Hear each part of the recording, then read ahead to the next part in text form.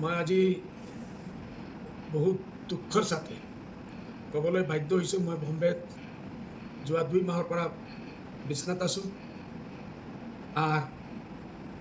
মই অসমতো 2-2.5 মাহৰ পৰা যাব পৰা নাই। ইতিমধ্যে যে ঘটনাটো হৈছে যে আমাৰ দেশত ভাৰতীয় নাগৰিকসকলক ইলিগেলি পুশবেক কৰাৰ যে এটা দুৰ্ভাগ্যপূৰ্ণ ঘটনা হৈছে, এই ঘটনাই গোটেই ভাৰতবৰ্ষত নহয় গোটেই ৱৰ্ল্ডত অসমৰ নাম এজ ৱেল এজ ভাৰতবৰ্ষৰ নামটো বহুতেই বেইজ্জতি হৈছে। আমি চোখ উঠাব পৰা নাই। আমার পার্টি কোনোদিনও বিদেশির পক্ষে নহয়।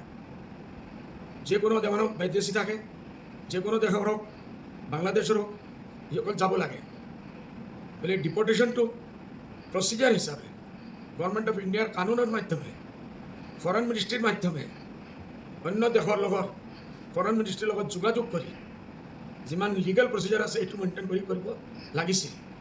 আমাৰ অসম চৰকাৰে এইটো নকৰি খালি নিজৰ জিদ দেখুৱাবৰ কাৰণে ইমান মানুহবিলাকক বৰ্ডাৰত লৈ গৈ ইলিগেলি পুশ কৰিছে। সেইফালে এটা গ্লাছ পানীৰ ব্যৱস্থা নাই। 2 দিন বৰষুণ হৈছে, ৰ'দ আছিল, পুৰুষ মহিলা 9 মাহৰ এটা বাচ্চা এনেকুৱা বহুত পুৰুষ মহিলা পুশবেক কৰিছে। এৰ ভিতৰত এজন স্কুল টিচাৰ আছিল। এই সব মানুহবিলাক ইলিগেলি গৈ পুশবেক গোটেই ৱৰ্ল্ডত নাই, আমাৰ অসমত হৈছে। আমাৰ মুখ্যমন্ত্ৰী ডাঙৰীয়াই নিজৰ পাৱাৰ দেখুৱাবৰ কাৰণে এইটো কৰিছে। মই এইটো খবৰ পাই লগে লগে মই আমাৰ MLA সকলক, আমাৰ পাৰ্টিৰ ডেপুটি লিডাৰ হাফিজ বশিৰ আহমেদ সাহেবক এলং উইথ 11-12 জন MLA সবক আমি অৰ্ডাৰ দিছোঁ বোলে আপোনালোকে গভৰ্ণৰ সাহেবৰ লগে কমিউনিকেট কৰক। আৰ মই গভৰ্নৰ সাহেবৰ ধন্যবাদ দি আছোঁ যে তেখেতে এইটোৰ ওপৰত ইমিডিয়েট একশন লৈছে। বোলে মই এইটোৰ ওপৰত কি কৰিব লাগে মই কৰিম, মই কৰোঁগা, আৰু উन्होंने करके भी दिखाया। এইটো কাৰণে মই স্পেচিয়েলি ধন্যবাদ জনাই আছোঁ গভৰ্ণৰ সাহেবক আৰু আমাৰ অল পাৰ্টি ৱৰ্কাৰক যে সিসকলে এই দুখীয়া মানুহবিলাকৰ ওচৰত গৈ কোনো পলিটিকেল পাৰ্টি, কংগ্ৰেছ হোক, অখিল গগৈ হোক বা অন্য কোনো পলিটিকেল পাৰ্টি, কেউ তাত যোৱা নাই, মানুহবিলাকৰ খবৰ লোৱা নাই।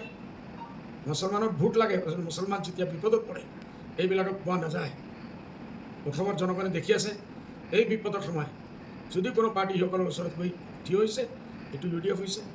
আৰু এইটোৰ কাৰণে মই আমাৰ পাৰ্টিৰ আইন শৃংখলা যিসকলে দেখে আমাৰ MLA সকলক মই দিল্লী পঠাইছোঁ। এটা দিল্লী গৈছে ডেলিগেশ্যন।